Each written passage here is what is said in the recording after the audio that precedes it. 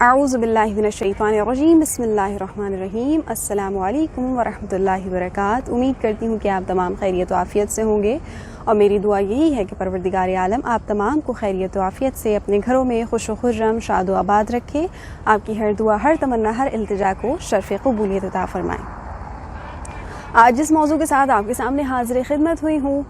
بہت خوبصورت موضوع ہے اور ہمارے دل کے بڑے قریب ہوتے ہیں۔ یہ معاشرے کے یہ افراد اور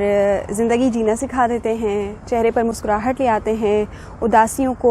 بھلا دیتے ہیں، خوشیوں کی طرف گامزن کر دیتے ہیں، اور میں بات کر رہی ہوں بچوں کی۔ آج موضوع ہے میرا تربیت اولاد، کہ والدین کی کیا ذمہ داری بنتی ہے کہ اپنے بچوں کی کیسے تربیت کریں، ان کی پرورش کیسے کریں، ان کی نشو و نما کے دوران کیا کیا باتیں انہوں نے سکھانی ہے۔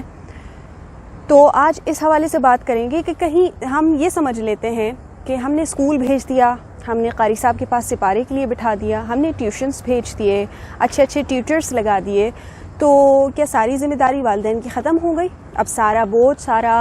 معاملات بچوں کی تربیت کا، بچوں کے علم حاصل کرنے کا، کیا سارا کچھ اساتذہ کی ذمہ داری ہو گئی؟ والدین اب بریء ذمہ ہو جاتے ہیں؟ تو ان موضوعات پر آج ہم بات کریں گے کہ تربیت اولاد کے حوالے سے والدین کا گھر پہ کیا کردار ہونا چاہیے، کیونکہ بچہ زیادہ تر وقت ظاہر ہے گھر میں گزارتا ہے، اسکول میں کچھ گھنٹے گزارتا ہے، قاری صاحب کے پاس کچھ وقت گزارتا ہے، ٹیوشن میں کچھ دیر ہو کر آ جاتا ہے، لیکن زیادہ تر وقت وہ گھر میں گزار رہا ہوتا ہے۔ تو والدین کی اس حوالے سے کیا ذمہ داریاں ہیں، ان کو کس طرح سے اپنے بچوں کی تربیت کرنی چاہیے، کیسے معاملات ادا کرنے چاہیے، تو ان تمام صورتحال پر آج ہم روشنی ڈالیں گے اور شروع کرتے ہیں شریعت مطہرہ سے کہ ہمارا دین ہمیں اس حوالے سے کیا سکھاتا ہے۔ نبی کریم صلی اللہ علیہ وآلہ وسلم کے ارشاد گرامی تربیت اولاد کے حوالے سے کہ جب تمہارے گھر بچوں کی ولادت ہو تو ان کے نام اچھے رکھو، کیونکہ اچھے نام کا اثر شخصیت پر پڑا کرتا ہے۔ پھر حضور علیہ الصلوۃ والسلام نے تعلیمات دی کہ جب بچے 7 دن کے ہو جائیں تو ان کا عقیقہ کرو۔ پھر حضور علیہ الصلوۃ والسلام نے تعلیمات دی کہ اپنے بچوں سے ہمیشہ سچ بولو، ان کو رزق حلال کھلاؤ، ہمیشہ اپنے حلال روزی میں سے اپنے بچوں کو کھلاؤ تاکہ وہ تمہارے فرما بردار بنے، تاکہ وہ بہترین مسلمان بنے۔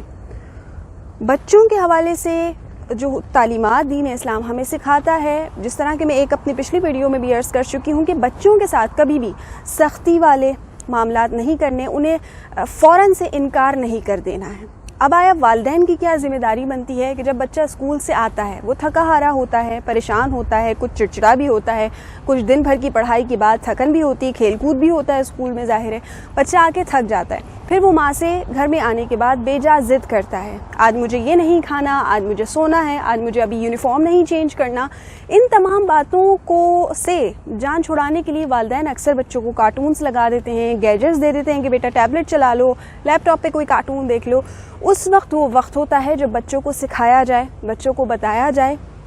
کہ بیٹا جب گھر میں داخل ہوتے ہیں تو سب سے پہلے سلام کرتے ہیں، اور جب گھر میں آپ آ جائیں تو پھر آپ نے گھر کے لباس کو پہننا ہے، گھر کے کپڑوں کو پہننا ہے، اسکول کے یونیفارم کو فوراً چینج کر دینا ہے۔ کھانا کھانے کا وقت ہے تو کھانے کے ادب و احترام والدین اگر خود وہ اپنی ذات پر عمل کریں گے تو ہی بچے دیکھیں گے۔ اگر آپ بچے کو کہتے رہیں کہ بیٹا سیدھے ہاتھ سے کھاؤ، بیٹا بسم اللہ پڑھ کر کھاؤ، اور خود آپ الٹے ہاتھ سے کھانا شروع کر دیں، بسم اللہ اس کے سامنے بآواز بلند نہ پڑھیں، تو اس کی کبھی بھی عادت ڈیولپ نہیں ہوگی۔ اس لیے پہلے والدین کو چاہیے کہ تمام امور جو اپنے بچوں کو سکھانا چاہتے ہیں وہ اپنی ذات میں پہلے لازم کر لیں۔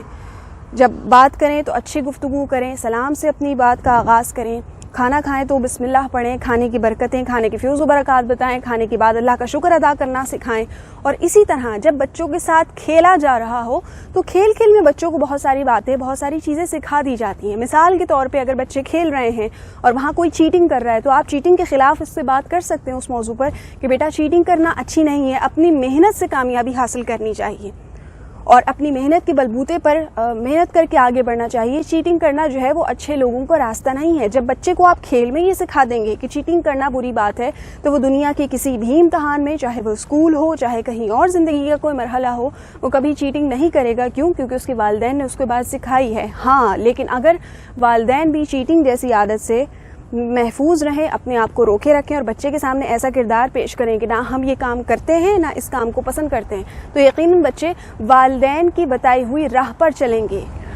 کہا جاتا ہے بچے من کے سچے ہوتے ہیں، بچوں کو جو سکھایا جائے وہ نہیں کہتے، بلکہ جو ان کا من کہہ رہا ہوتا ہے، جو ان کا دل چاہ رہا ہوتا ہے وہ کہہ دیتے ہیں۔ اب سوال یہاں یہ پیدا ہوتا ہے کہ والدین اگر تربیت اچھی کریں تو کیا ان کو ہر وقت اچھا ہی بنے رہنا ہے، ہر وقت بچوں کو سکھاتے ہی رہنا ہے، یا کبھی کبھی سکھانا چھوڑ بھی دینا ہے، یا کس انداز میں سکھانا ہے؟ تو چند ایسی مثالیں آپ کی گوش گزار کروں گی کہ جس سے آسانی ہوگی آپ کو اپنے چھوٹوں کے ساتھ زندگی گزارنے میں اور ان کو سکھانے میں۔ مثال کے طور پہ بڑا مشہور ایک واقعہ کہہ لیجیے یا ایک کہاوت کہہ لیجیے جو ہم سنتے ہیں کہ اکثر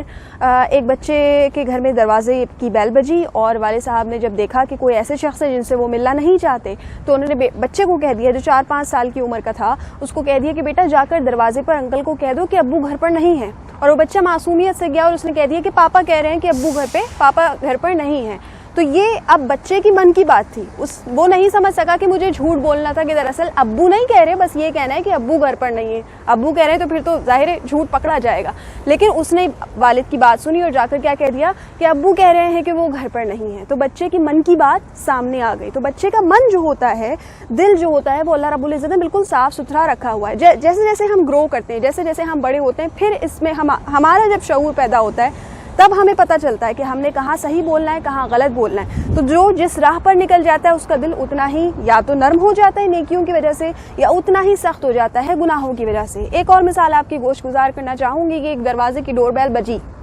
اور باہر جمعدار تھا، کچرا لینے والا تھا۔